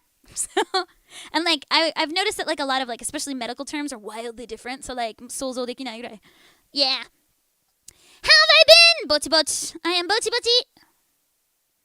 Yeah, the Osaka people usually say that the Tokyo Seiyu always mess up Kansai-ben, so, like, I would take Kansai-ben with a grain of salt. And then as far as, like, yeah, English dubs go, I'm not super aware of any series that have people's accents on full display, but as a director, while I've directed a lot of voice actors, there are some people who struggle to turn off their accents, but I don't mind, so it's fine. I don't mind. And I don't think most normal people would clock it as an accent. Here's an example. I was directing somebody like 2 days ago, and the way they said spoon, like S-P-O-O-N, spoon, was spoon. And I was like, oh, hi, you're from the Mid-Atlantic, I see. It's called the Maryland O. O. You say O. Well, yeah, and so any like O sound will turn into O, and oo turns into oo, right? And so moon, spoon, and it's pretty ubiquitous on the East Coast, specifically Northeast and Mid-Atlantic. You don't get it too much like in the South, and you don't get it too much in like the New York area because they have their own special different accents there. But you'll get it in like Northeast Canada, and you'll get it Mid-Atlantic. So like Virginia, Maryland, Pennsylvania, maybe Rhode Island will have it. Like West Virginia might get it. But it's like it's very Mid-Atlantic, right? And there's a couple Mid-Atlanticisms. But the O is it's hell. Anytime I hear the Maryland O, I'm like, hello, might you be from Maryland, Pennsylvania, or Virginia? And they're like, well, how'd you know? And I'm like, because you went ew. The other day I was talking to somebody, it was at a birthday party, and they said roof instead of roof, so ROOF. And I'm like, hi, are you from Massachusetts? And they were like, how'd you know? And I'm like, because you said roof. And it shows up in the Midwest sometimes, but it's really common in like Massachusetts, New Hampshire, Vermont. And so I was like, it's because you sound like my grandma. And so like, yeah, so it's one of those things where like normal people would not clock that as an accent, but I'm gross and disgusting, and it's my hobby. And so I'm like, hey, person from a very specific area. Are you from that area? And the person that did the spoon moon thing, it wasn't them, it was their parent that was from that area, so that's just how they learned the word, because they weren't from that area in particular. But yeah, it's you know, everybody's got like a little something, right? And like if I were from the UK, I could probably be like, oh, you're from Manchester, or you're from London, but I am not from the UK, so I can't tell. But like, you know, a super spy like Stella might be able to tell. Like, you know, Stella's friend A from Manchester might sound very different from Stella's friend B from Wigan. I don't know. That's a place. And those places are really close together, right? Or like Worcester, whatever that place is called. And they're all wildly different. So, yeah. So it's kind of like that. Kind of like that. This wa. Anyway, I like accents. I don't hate it. Like, if it gets in the way of the character, I'll be like, hey, can we tone it down? But generally, I'll keep it. The only reason I didn't keep spoon and moon is because I was like, unfortunately, this is educational content, so we need to be as, like, bog standard as possible. But, you know, I even had a little bit of a row about the word handkerchief. So, American pronunciation is handkerchief. Like, with like it's somewhere between an I and an sound, so handkerchief. But like the top of the word is the emphasis, and the international accent for that is handkerchief. I say handkerchief, right? I go chief. I will take chuf. I won't take chiff. So the voice actor was saying handkerchief, and I'm like, normally I would pass that, but because this is educational content, I'm gonna ask you to do either chief or chuf. And, like, you know, there's a lot of times when it's a word people are very confident in, there's, like, a little bit of pushback, and that's fine, I get it. I have pushed back about Tyrannosaurus Rex before, because I was asked to do it Tyrannosaurus, and I was like, I will do Tyrannosaurus or Tyrannosaurus, but I don't like Tyrannosaurus, but whatever. Whatever you want. I guess. I would look it up, though, if I were you, but okay. So, like, it's normal to push back, but at the same time, like, it depends on who the content's for. Normally, I do not overcorrect. I will correct often every time, though. There's no T. No. I'll correct it every time, unless it's a child's character, and then I'll let it go. But if the character's specifically Gen Alpha, okay. Or maybe a young Zalpha, that's fine. But if they're an adult, they say no T. But yeah, I generally don't overcorrect small things like that, but I clock it as an accent, and so it's one of those things where, like, I'm not necessarily going to say this actor has this accent because, like, they might not want people to think that because they're like, it's general American, it's standard American, and I'm like, is it? Right? But I'm a freak of nature, so I am not the person to ask because as I will probably put you within a couple states of where you grew up. So, alright. Anywho, do I like Japan and Japanese culture? Yes. I don't. Yeah, I feel like that should be fairly obvious. Should be pretty obvious. Yeah, I wonder how they do King of the Hill in Japanese. Do they have it? Is there a dub here? I don't even know. Shout out to Brooklyn. Brooklyn. Alright. Hello from Atlantic Canada. You say spoon?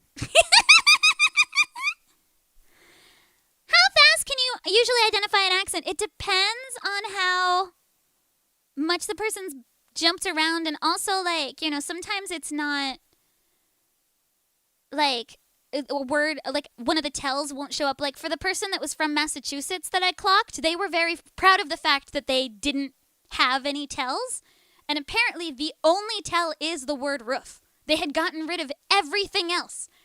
But they just happened to say, like, oh, yeah, like, you know, when something, like, went up on the roof. And I was like, oh! And then I was like, so what part of Massachusetts are you from? And they were like, why?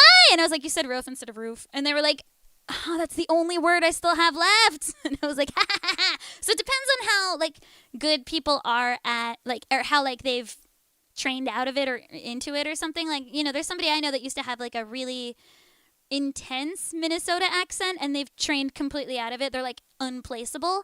And I'd like to say that I'm not the easiest to place, but I don't think I'm impossible to place when I'm speaking normally. But if I'm like working, then like, you know, for instance, like my Alice is a little bit different from me naturally. I'm a little bit more careful about my pronunciation when I'm doing Alice because Alice is fancy. So like, I make some specific decisions about Alice's pronunciation for the character because she fancy, she blue blood, so I tend to go northeast on her. A little bit, not too much, not like to the point you can tell, but like it's, you know, I might say instead of peninsula, I'll say peninsula. I'll do the fancy U, or instead of figure, I'll say figure. And figure's generally more common in America, but there's a couple people that'll be like, oh yeah, I couldn't figure it out, right? And it'll be like, yeah, so it's that kind of thing.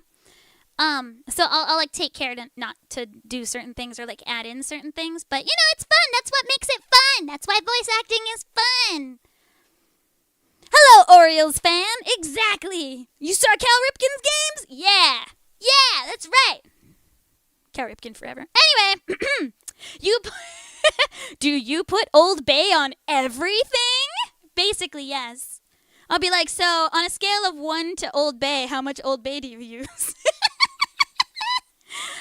Anyway. All right.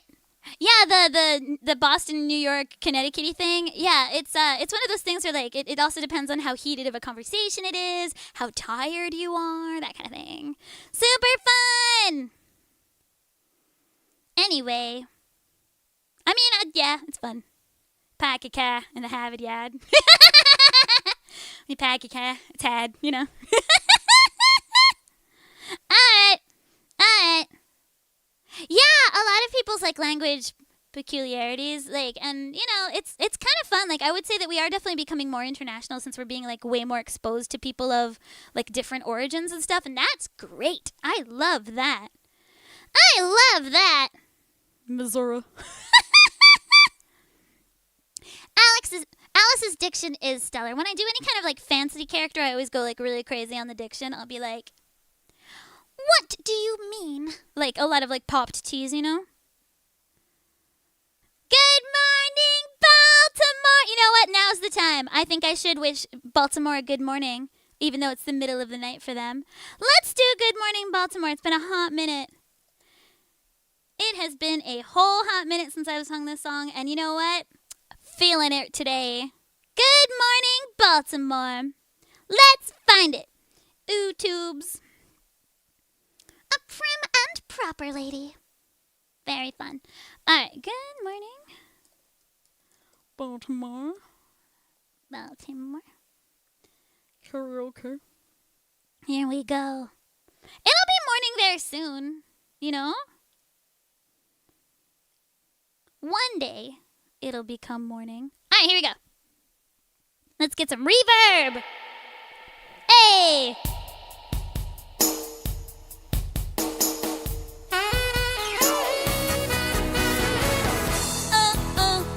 woke up today feeling the way I always do. Hungry for something that I can't eat. Then I hear that beat. The rhythm of town starts calling me down. It's like a message from up above. Pulling me out to the smiles and the streets that I love. Good morning, Baltimore. Every day's like an abandon. Every night is a fantasy. Every sound's like a symphony. Good morning, Baltimore. And someday when I take to the floor, the world's gonna wake up and see Baltimore and me.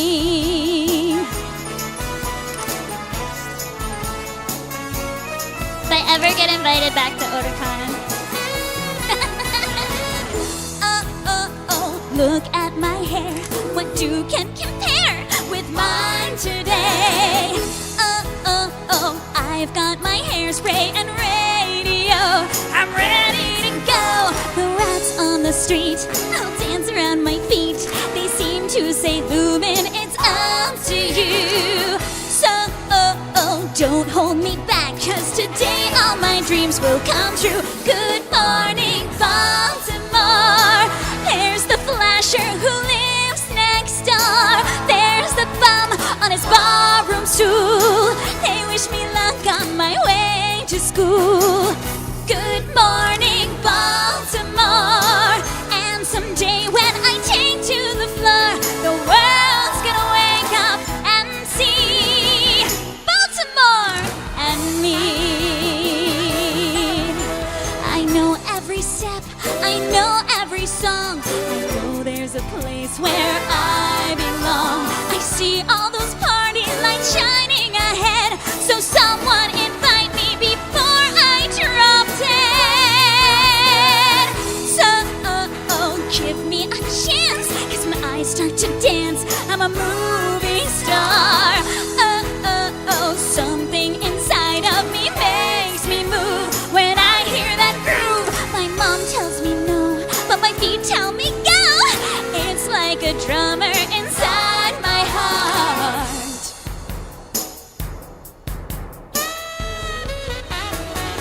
So, don't make me wait one more moment for my life to start.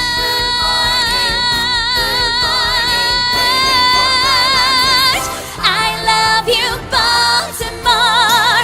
Every day's like an abandon.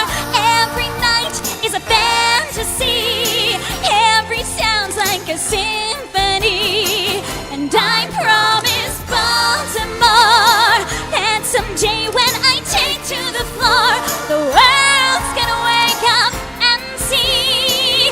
Gonna wake up and see Baltimore and me. Baltimore and me. Baltimore and me.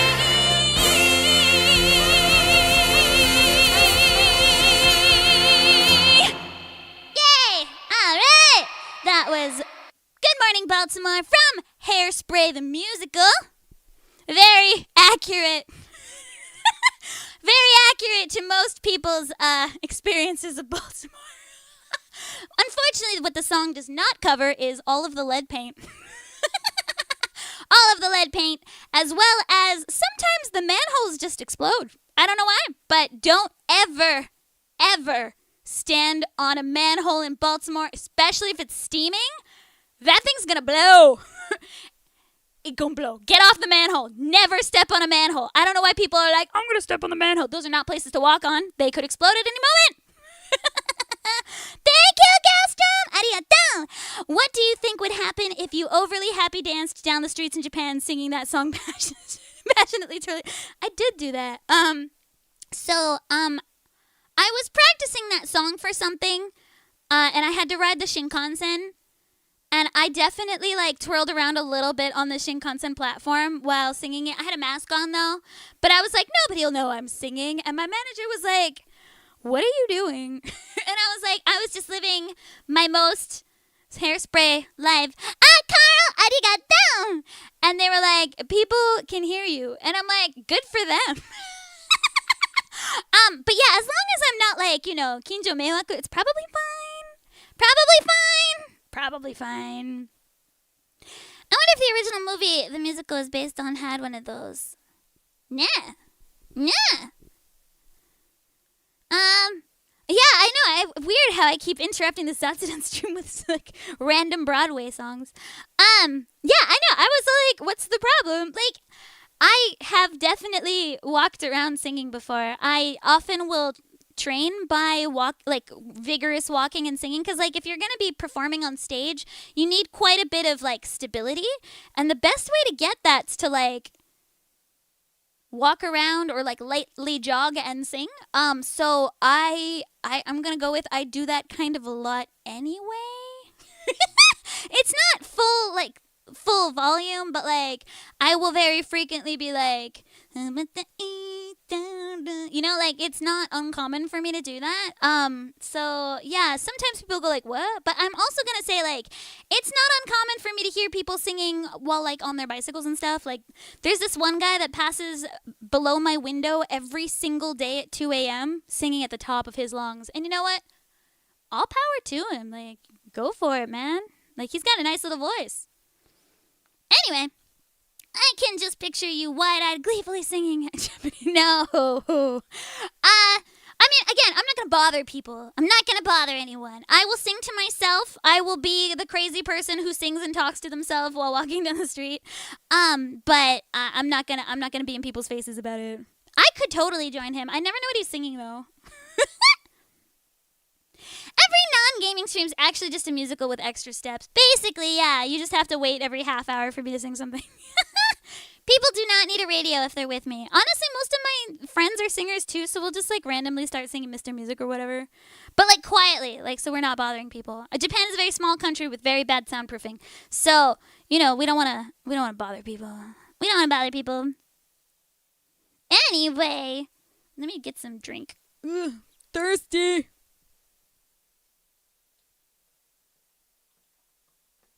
I've got the air conditioner on, but I'm still so hot. It's so hot. Yada. Wow. It's very the Natsu now. I sing and talk to myself, but I only have the robots to worry about. Where are you? Some of the gaming streams are kind of musical too. You know. Oh, you like Bluebird? That's good. Don't look at her. Yeah, I think I have had that. I have an umbrella I stopped using because it scared a child and I felt really bad.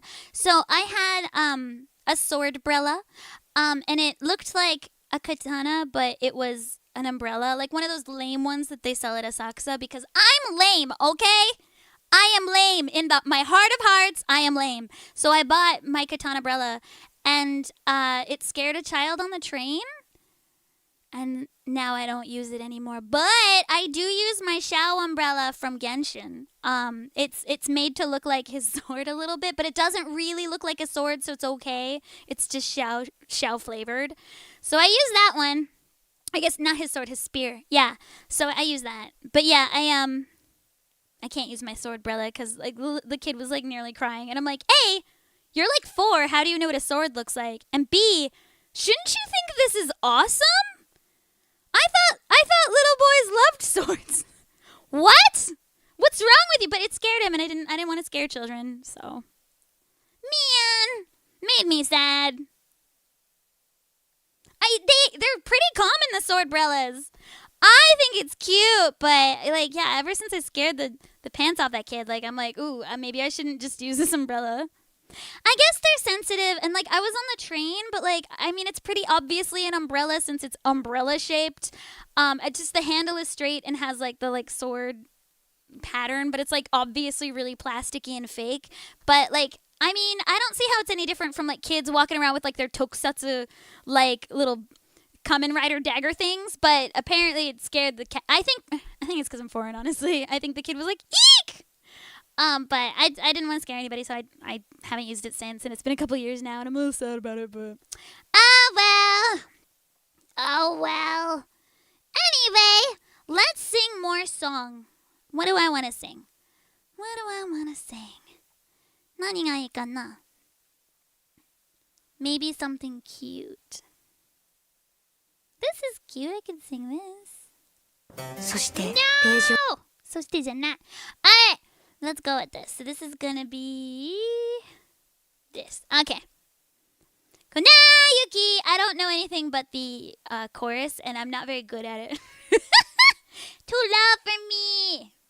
Too loud for me!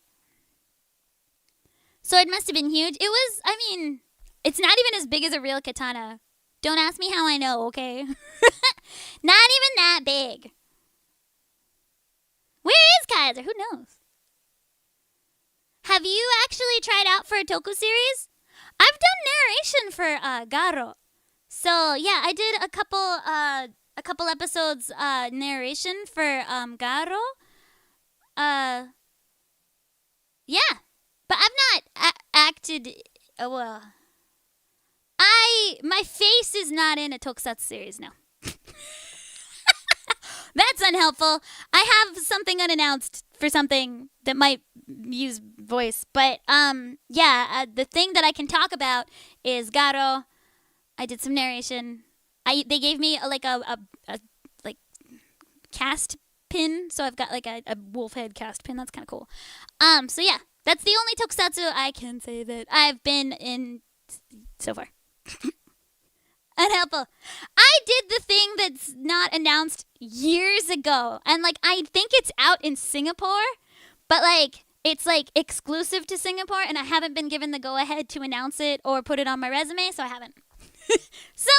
I should probably follow up on that though, because it was actually, not gonna lie, at this point in time, an old role. Anyway, are you able to tell us if you've been in to record more Alice? No. You see and hear all. You would be perfect for a high-pitched mascot character in a Super Sentai. I think so too. My DMs are open. My DMs are open. Alright, looking for somebody to narrate my life. Yeah, Garo's really cool. Garo. But yeah, I of the tokusatsu I am peripherally aware of, that one's one of the more cooler ones, so I was pretty into that. I'm not hugely knowledgeable about tokusatsu though. Like I watched Power Rangers Gorenja when I was a kid, and that's it. Mighty Morphin, like that's all I got. But yeah. So the thing, like it was like something that we did a few years ago, and the licensing from the place put it in, like it got licensed to Singapore exclusively for a couple years contractually, and then once that exclusive license is up, it'll probably go worldwide, but it's been stalled for a couple years because that particular series had exclusive streaming rights in Singapore for a couple years, so nobody else can stream it, I think is what happened. Yeah. Alright. NDAs. Nope. I will not mote any johos whatsoever. No information coming out of me. Anyway, time to sing. Let's go. せーの、でもそんなんじゃダメ。もうそんなんじゃほら心は進化するよ。もっともっとパッパッ。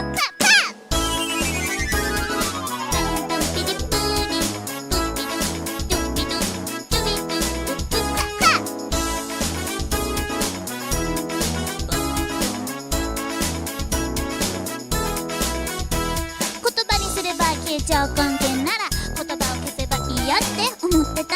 忘れてた。だけどあれなんか違うかも。千里の道も一歩から石のように硬いそんな石で塵も積もれば山となでしこ死ぬ気でや死ぬ気でふわふわにふわふわるあなたが名前を呼ぶそれだけで宙へ浮かぶふわふわるふわふわりあなたが笑っているそれだけで笑顔になる神様ありがとう運命のいたずらでも巡り会えた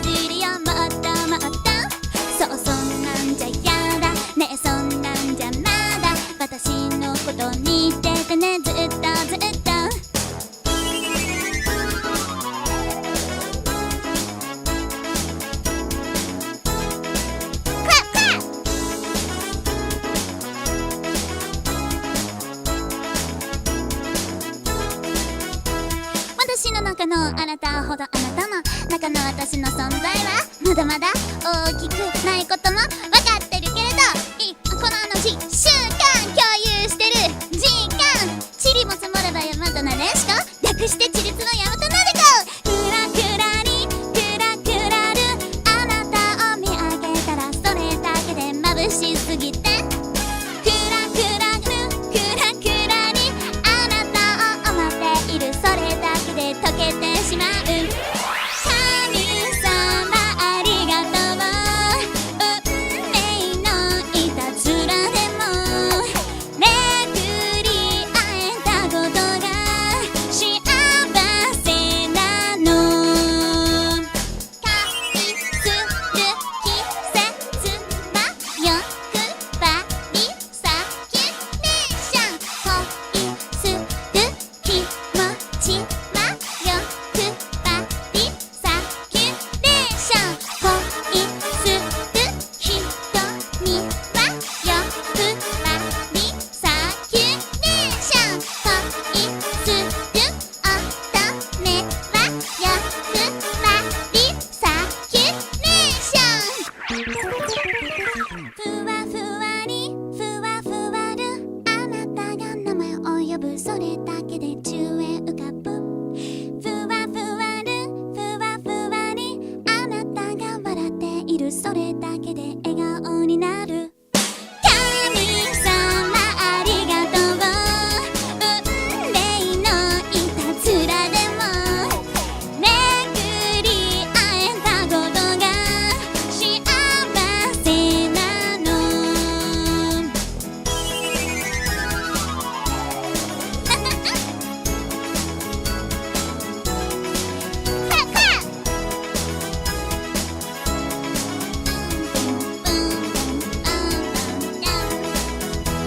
でもそんなんじゃダメ、もうそんなんじゃほら心は進化するよ、もっともっと。そうそんなんじゃやだね、そんなんじゃまだ私のこと見ててね、ずっとずっと。Yay! Alright! That was Midnight Circulation from that one. The one with all the stuff. あ、化け物語。Yeah, that's funny. That's funny. 化け物語。Oh, today's stream is gonna be archived because it's been like a month. Yeah, I try to archive streams when I haven't streamed much because I feel bad for the people that didn't wake up in time, especially since I did not really post about this one. I was busy. I didn't really post about this one, so like I want to keep it up. I want to keep this one up. I will go crazy if I get to the point where I'm streaming more normally. I will go crazy. Don't worry. Don't worry. Super cute. Down. Have I watched much of the Monogatari series? No. The music's really good, so I listened to a lot of the music, but I think I only watched like 3 episodes of this, and then I was like, okay, the teeth brushing is too much for me. I was like, this is maybe not my thing. Davinio! Arigato! Thank you, Dalvin! Yay! Can I sing a K-On song? Maybe. Wait, let me think about that. Hold on. I should know one. Hold on. I think I might. Hold on. Let me see if I can find a safe karaoke. I'm so hungry. Hold on. Give me a second. Give me just a second. Do I remember this? I might. Hold on. I'll give it my best go just for you. Give me a second. But only if I can find safe karaoke.